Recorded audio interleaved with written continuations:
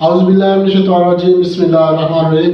السلام علیکم ناظرین، میں آپ کی محمد آصف شاہ آصف عمر اپنے یوٹیوب چینل میں آپ دوستوں کو خوش آمدید۔ ناظرین، آج کا نسخہ ہے اکسیر داد چنبل کے بارے میں۔ داد چنبل کس کو کہتے ہیں اور اس کی علامات کیا ہیں، اس کی نشانی کیا ہے اور اس کی وجوہات کیا ہیں۔ ناظرین، داد چنبل کے بارے میں آج آپ کو وجوہات بھی بتاؤں گا، علامات بتاؤں گا اور اس کے لیے بہترین آسان سا نسخہ بھی آپ کے ساتھ شیئر کروں گا۔ آپ سے ریکویسٹ ہے آپ نے یہ ویڈیو آخر تک لازمی دیکھنی ہے تاکہ آپ کو ایک ایک بات کی سمجھ لگ سکے۔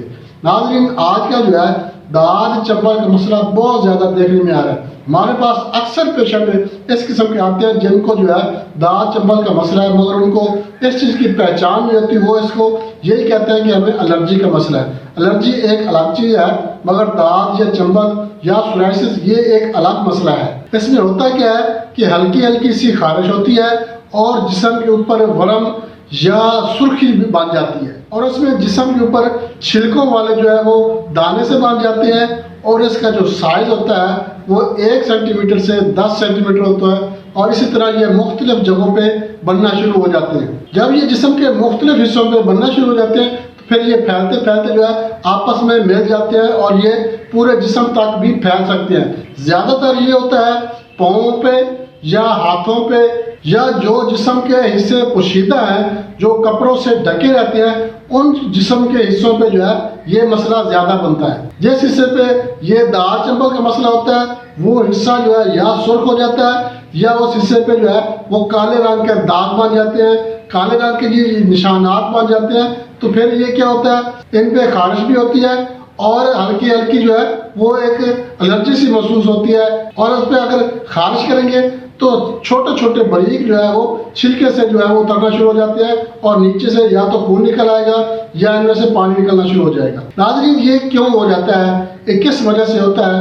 سب سے پہلی بات تو یہ ہے کہ گرم چیزوں کا استعمال، گوشت، انڈا وغیرہ یا تیز مرچ مسالے وغیرہ استعمال کرنا، یا ایسی اینٹی بایوٹک ادویات استعمال کرنا، کسی مرض کی وجہ سے، گردوں کی بیماریاں یا جگر کی بیماری کی وجہ سے اینٹی بایوٹک اگر آپ استعمال کرتے ہیں تو اس کی وجہ سے بھی ان میں انفیکشن پیدا ہو جاتی ہے۔ اس کے علاوہ جگر کی خرابی، بد ہضمی وغیرہ، یا گندے واش روم استعمال کرنا، چاہے وہ پبلک واش رومز ہیں یا گھر کے واش روم ہیں، اگر گندے واش روم استعمال کریں گے تو بھی آپ کو داد چنبل کا مسئلہ بن سکتا ہے۔ ناظرین، یہ داد چنبل کا مسئلہ جو ہے یہ سر میں بھی بن سکتا ہے، ہاتھوں پہ بھی بن سکتا ہے، ہاتھوں کی ہتھیلیوں پہ بن سکتا ہے، اور یہ مسئلہ اگر ہاتھوں پہ بڑھ جائے تو یہ ناخنوں تک پہنچ جاتا ہے اور ناخن جو ہے یہ بھربھرے ہو جاتے ہیں اور یہ گرنا شروع ہو جاتے ہیں۔ اس کے علاوہ پاؤں پہ، جسم کے کسی بھی حصے پہ جو ہے یہ مسئلہ بن سکتا ہے۔ ناظرین، اس کے لیے میں آج آپ کے ساتھ جو نسخہ شیئر کروں گا بہت ہی آسان زبردست قسم کا نسخہ ہے۔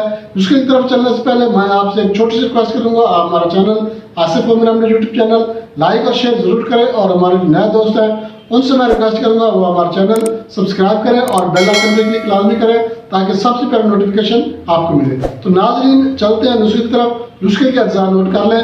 نوشادر 1 تولہ، گندھک آملہ سار 1 تولہ اور چونا 1 تولہ۔ اب آپ نے کیا کرنا ہے، مولی کا پانی حسب ضرورت لینا ہے، تھوڑا سا آپ چاہیے آپ کو، اس کے لیے آپ نے مرہم بنانی ہے تو آپ نے کیا کرنا ہے، ان تمام چیزوں کو آپ نے اچھی طرح سے گرائنڈ کر لینا ہے، پیس لینا ہے، پاؤڈر بنا لینا ہے۔ اب آپ نے اس میں کیا کرنا ہے، حسب ضرورت جو ہے اس میں آپ نے مولی کا پانی جو ہے یہ ڈالنا ہے، مکس کرنا ہے اور اس کی مرہم بنا لینی ہے۔ اب یہ مرہم جو بن جائے گی تو اس کو آپ نے داد چنبل والی جگہ پہ لگانا ہے۔ انشاءاللہ 2 ہفتے گرنٹڈ جو ہے، گارنٹی کے ساتھ انشاءاللہ 2 ہفتوں میں جو ہے داد چنبل کا مسئلہ بالکل ختم ہو جائے گا۔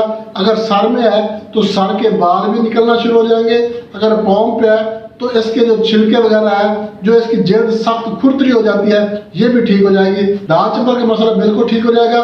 اسی وجہ سے اس کو اکسیر داد چنبل کا نام دیا میں نے کہ یہ بہت ہی زبردست اکسیر درجہ رکھتی ہے داد چنبل کے بارے میں۔ تو ناظرین، بہت اچھا نسخہ آپ کے ساتھ شیئر کیا ہے۔ اجازت چاہتے ہیں اگلی ویڈیو تک کے لیے اللہ حافظ۔